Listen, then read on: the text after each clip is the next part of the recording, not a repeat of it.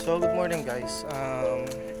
Nandito kami ngayon sa Sabana Subdivision. Nagre-reading.